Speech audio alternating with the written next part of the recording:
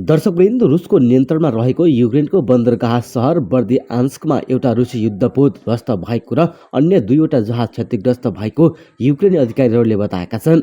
युक्रेनी सेनाले बिहिबार बिहानै ओर्क्स नामक युद्धपोतलाई आफ्ना फौजले ध्वस्त पारेको भिडियो फुटेज प्रष्ट उल्लेख गरेको छ। तर कसरी सो जहाजमा विस्फोट र आगलागी भयो भन्ने बारे विस्तृत विवरण भने आउने बाँकी छ। युक्रेनमाथि आक्रमण सुरु गरेको 5औं दिनमा कब्जा गरेको मरियोपोल बन्दरगाहको पश्चिमतर्फ बर्दिआन्स्क रहेको छ। रुसले यस बन्दरगाहलाई फौजलाई आवश्यक उपकरणहरू ल्याउने अखडाका रूपमा प्रयोग गरिरहेको छ। गत साता त्यहाँ ओर्स्क पुग्दा पहिलो पटक त्यस स्थानमा रुसी युद्धपोत पुगेको भन्दै रुसी सैनिक टेलिभिजनले ओर्स्कलाई स्वागत गर्दै खुसियाली प्रकट गरेको थियो। युक्रेनका उपप्रधानमन्त्रीले 20वटा ट्याङ्क, 45वटा सशस्त्र सवारी साधन र 400 जना फौज बोक्न सक्षम युद्धपोत ध्वस्त पारेको बताएका छन्। रुसका लागि बर्दिआन्स्कको ठूलो सामरिक महत्त्व रहेको छ। यसैबीच रुसले गरेको आक्रमणपछि युक्रेनका आधा बालबालिका विस्थापित भएका छन्। संयुक्त राष्ट्रसङ्घीय बाल कोष युनिसेफका अनुसार युक्रेनका 45 लाख जना बालबालिका मध्ये 43 लाख जना भन्दा धेरै युद्धका कारण घरबाट विस्थापित भएका हुन्। विस्थापित मध्ये 18 लाख बालबालिकाले देश नै छोड्नु परेको र 45 लाख जना युक्रेनमै विभिन्न स्थानमा सहरमा रहेको युनिसेफलाई उद्धृत गर्दै समाचार संस्थाले जनाएका छन्। यस्तै रुस युक्रेन युद्ध जारी रहेकै बेला अमेरिका नेतृत्वको सैन्य गठबन्धन नेटोका 30,000 सेना रुसको सीमा नजिकै तैनाथ भएका छन्। सीमा नजिक तैनाथ रहेका नेटो सेनाले परमाणुदेखि पनडुब्बीसम्मका अभ्यास गरिरहेका अन्तर्राष्ट्रिय सञ्चार माध्यमले बताएका छन्। नेटो सेना रुसको सीमा नजिकैसम्म तैनाथ भएपछि रुस युक्रेन युद्ध नयाँ मोडमा पुग्ने देखिएको छ। युद्धमा हालसम्म रुसका 70 भन्दा बढी फाइटर विमान र 100 भन्दा बढी हेलिकप्टर नष्ट भइसकेका छन्। युक्रेनमाथि आक्रमण भएपछि अमेरिकी गठबन्धनमा रहेका देशले रुसमाथि विभिन्न खाले प्रतिबन्ध समेत लगाएका छन्।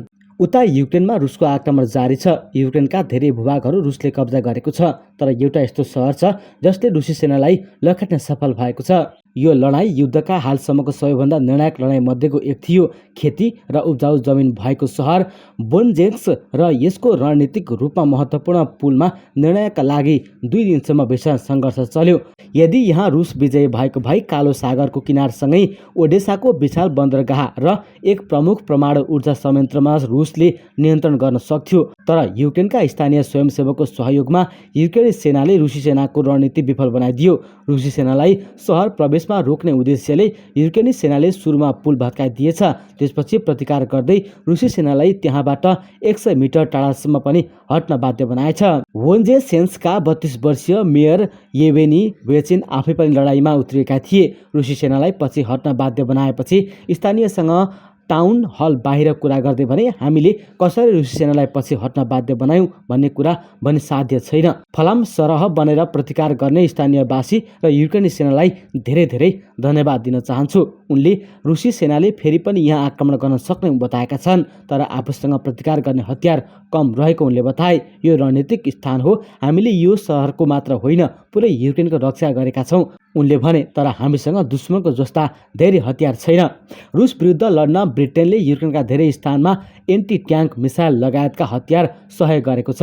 त्यसैको सहयोगले बेन्जेन्स्क सहरमा स्थानीय र युक्रेनी सेनाले रुसी सेनाको प्रतिकार गरेका थिए। युक्रेनको दोस्रो ठुलो सहर नदीमाथि बनेको पुलमा कब्जा गर्न रुस असफल रह्यो। यसबाट बेन्जेन्स्कको रणनीति महत्त्वपूर्ण थप स्पष्ट भयो। यस्तै रुसले आफ्नो देशमा अतिक्रमण गरेको 1 महिना पुगेको दिनमा युक्रेनका राष्ट्रपति भ्लोदिमिर जेलेन्स्कीले संसारभरिका मानिसलाई अपिल गर्दै सडकमा उत्रिएर उनको देशप्रतिको समर्थन जनाउन भनेका छन्। रुसले स्वतन्त्रता विरुद्ध युद्ध छेडेको उनले बताएका छन्। निरन्तरको रुसी बमबारी झेलिरहेको युक्रेनका राष्ट्रपति जेलेन्स्कीले सम्बोधनमा संसारभरिका मानिसलाई बिहिबार सडकमा उत्रिएर युक्रेनप्रति समर्थन जनाउन अपिल गरेका हुन्। आफ्नो दैनिक सम्बोधनका क्रममा केही बेर अङ्ग्रेजीमा बोल्दै उनले मानिसहरूलाई युक्रेनी प्रतीक लिएर आउन भनेका छन्। उनले भने, तपाईहरू आफ्ना सहरका चोक तथा सडकमा आउनुहोस्, देखिनुहोस् र सुनिनुहोस्। मानिसको जीवनको महत्त्व छ, स्वतन्त्रताको पनि महत्त्व छ, शान्तिको महत्त्व छ अनि युक्रेनको महत्त्व छ कि छैन बोल्नुहोस्। मार्च 24मा युद्ध रोक्न चाहने सबैजना एकत्रित हुनलाई अपिल गरेका हुन्। उनले युक्रेनमा रुसले स्वतन्त्रता विरुद्ध युद्ध छेडेको पनि बताए। रुसको निर्मम र मुडे बललाई संसारले रोक्नुपर्ने उनले बताए। रुसले आक्रमण गरेको 1 महिना बितिसकेको र यसबीच आफ्नै सबै युक्रेनी जनताको अनि यस धरतीका सबै स्वतन्त्र मानिसको मुटु चुनिएको पनि उल्लेख गरेका छन्। ब्रसल्समा नेटो बैठक हुन लागेको बेला उनले यस्तो सम्बोधन गरेका हुन्। बुधबार युक्रेनको राजधानी कियेभका भूभागमा निरन्तर रुसी बमबारी भइरहेका छन्। पश्चिमा विश्लेषकहरूले युक्रेनले प्रत्याक्रमण गरिरहेको र केही साना सहर पुनः आफ्नो कब्जामा लिएको बताएका छन्। भूउपग्रहले खिचेका तस्विरमा मारियोपोल सहरमा व्यापक क्षति पुगेको अनि आवासीय भवनहरूमा धुवाँको मुस्लो निस्किएको देखिएका छन्। उत्तरतर्फ रुसले डेस्ना नदी माथिको एक महत्त्वपूर्ण पुल ध्वस्त पार्दै चेर्निहिभ सहर र राजधानी बीचको मुख्य सम्पर्क मार्ग समेत विच्छेद गरिदिएको छ।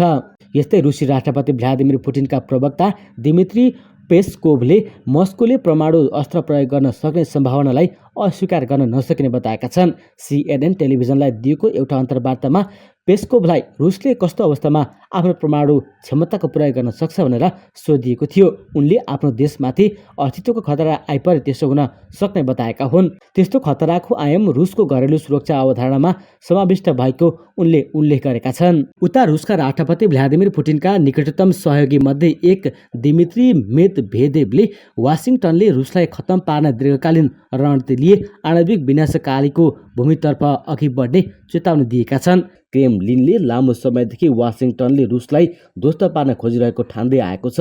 सन् 2008 देखि 2012 सम्म रुसको राष्ट्रपति रहेका तथा हाल रुसको राष्ट्रिय सुरक्षा परिषदका उपाध्यक्ष रहेका 56 वर्षीय मेदभेदेवले 550 शब्दको विज्ञप्ति मार्फत भनेका छन्। सन् 1991 मा सोभियत सङ्घ विघटन भएदेखि नै अमेरिकाले रुसलाई नष्ट पार्ने पुरानै खेलको षड्यन्त्र सुरु गरेको थियो।